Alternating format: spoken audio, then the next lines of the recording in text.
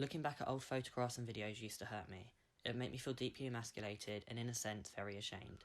I didn't want those parts of my life to exist, and I certainly didn't want others seeing or knowing about them. This was simply because growing up, I suppose you could say I fit very nicely into all of those feminine stereotypes. You know what I mean, the dresses, the Barbies, the pink everything. A lot of this was due to my age. I was far too young to know any different or question it. I'd been bought these things all my life and had naturally grown to love them, just as most children do. It's hard to recognise myself within these old photographs and videos sometimes, I won't lie. Mostly because that body, that mindset and the manner in which I presented myself are parts of somebody I've never truly been. As I've progressed with my transition, I've learned that these parts of my life are not something to be ashamed of. No matter how much I may wish things had been different, that's my life, my memories and my childhood. I attempted to come out several times in my life. There were a multitude of unsuccessful attempts before I finally got it right. Each time I would come out to friends on social media, and each time I would go right back in the closet. A lot of my hesitation to come out stemmed from my fear of the way others would perceive me, of the way they'd react. I told my closest friend Molly when I was around 14 years old, and was met with so much understanding and acceptance. It very quickly became something that was more or less our little secret. Besides that, I never properly came out to anybody until I turned 18. As a deeply insecure person anyway, it was almost inevitable that I would find the entire affair terrifying.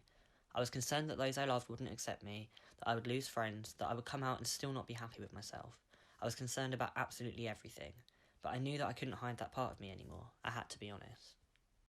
Most of my friends were very supportive and understanding. They would make a conscious effort to refer to me as Jamie and use male pronouns, and it was so relieving to be myself around them. Others, however, made this quite a difficult period. I've always been an understanding person. I'm aware that sounds rather big-headed of me, but I've always tried to see things from others' point of view. So to an extent, I was aware that it would take some time for people to adjust to it. However, some friends, both very early on and some even continuing into me being out for a year or two, would still refer to me as my birth name or by using female pronouns. Some would make jokes about which parts I have, a gross way of putting it I know, but there would be constant comments referring to parts of my body that I hated. Others would get a little too close for comfort, but then attempt to justify their behaviour by saying, well, technically you're a lesbian, aren't you? Or, if you want to be a boy, then it's okay because I'm not into men. Essentially in one breath invalidating my gender, and in the next using it as a means of justifying their behaviour. It would take all those emotions that I'd felt for years and bring them to the forefront of my mind again, and it would make me feel as though moving forward would be impossible because I would never be able to escape the fact that I was different. As his old self, I saw him at his lowest, having little pride, self-esteem, and generally not being happy with himself. The more he settled and became used to being Jamie himself, he became more confident, and I saw him believe in himself for the first time. He became stronger mentally and emotionally, he had more to deal with. Overall, I think him accepting himself as a guy, although guys still suck, and becoming more confident and telling people who he is has made him stronger and more self-assured. Throughout the years, I've been so proud of watching Jamie grow and grow. Yes, he does have bad days, but the good days shine so much brighter, and it shows so much. From watching Jamie start tea, listen to his voice deepen, to his face becoming more masculine, even to the point where he has more facial hair than me.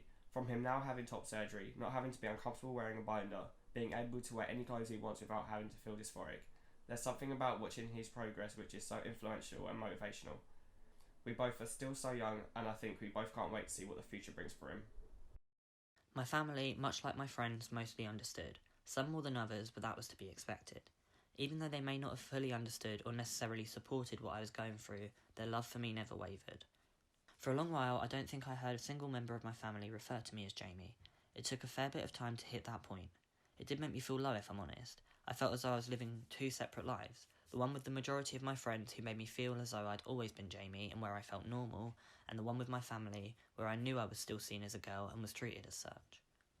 I was probably around 2, maybe 3 years into my transition when they really began to try with it. Up until that point, it was just the letter J in a birthday card or on social media. I won't lie, I was convinced this would never happen and that it'd never change, that I'd never hear them call me Jamie or they'd never adapt to who I was. So it's almost surreal kind of hearing them say it now.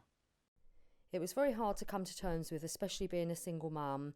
It made me question if my life choices had affected him more than I thought, and that maybe if I'd lived my life differently, things would be different for him. I'd already lost a son too, so that was hard. I don't think I've supported Jamie very well at all.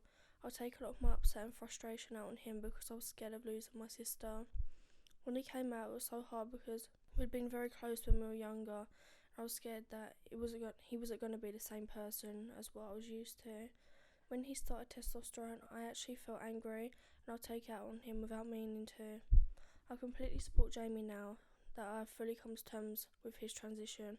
However, I do struggle to call him Jamie, but I couldn't be proud of him no matter what happened.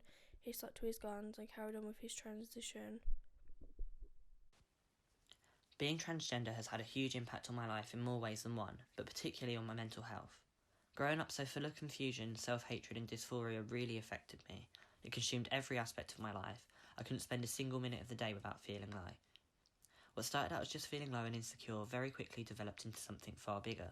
Rather than just hiding myself beneath baggy clothing and avoiding people at all costs, I began to take more drastic measures. I started restricting my diet slightly in the hopes of halting the changes my body would experience as I went through puberty. But when this didn't work, I found myself becoming more desperate and went further and further into this self-restriction. I'd skip meals entirely, eating as little as I could possibly get away with without my mum noticing. I'd learned to associate eating with negative changes in my body, and this just escalated further as time went by. It was at this point I was diagnosed with anorexia. I would also self-harm. I suppose it was a means of having control over myself and the negative thoughts welling up inside me. In hindsight, it wasn't the answer to my problems. It would displace those emotions temporarily, but they'd always come back, and they would, most of the time, be a lot stronger. The scars I've left myself with will likely be with me for the remainder of my life, and they serve as a painful reminder of my lowest points. I'd also regularly think about ending my life. For a long while I couldn't envision a future where I'd feel comfortable enough to come out, and I certainly didn't want to continue living as I was. It was tough. I can't and won't sugarcoat it. No amount of words will ever accurately convey how it feels waking every morning wishing you hadn't. I didn't want to be the person that I was. I didn't want that person to exist. My mind was consumed all day, every day, with thoughts of how I'd do it. As I've gotten further into my transition, I've become increasingly happier within myself, with my body, and the positive impact on my mental health is noticeable. For some people, physically transitioning isn't something they wish to do. However, for me, I felt it was necessary in order for me to feel comfortable within my own body and move forward in life. Beginning hormone therapy was life-changing for me. The moment my voice began to drop and my physical features began to change, I was far more confident, especially in social situations, as my biggest insecurity was no longer an issue. However, I did find my dysphoria then shifted to be solely on my chest, a part of me that, for obvious reasons, I've never felt comfortable with. But now it was all I could think about. I was constantly hyper-aware of my chest, of the binder I was wearing, constantly conscious of whether it was visible to anybody else. I had my top surgery back in October of 2019, and I can't explain how incredibly freeing it is to finally be able to recognise the person staring back at me in the mirror. To no longer have to wear a binder so tight that sometimes it hurts to breathe or to move. To have a chest that I'm happy with, that I'm proud to have. My confidence since top surgery has completely skyrocketed. I'm no longer ashamed. I'm no longer hiding myself beneath baggy clothes. I'm no longer conscious of it. It's such an amazing feeling to spend my days comfortable in my own skin for the first time in my life.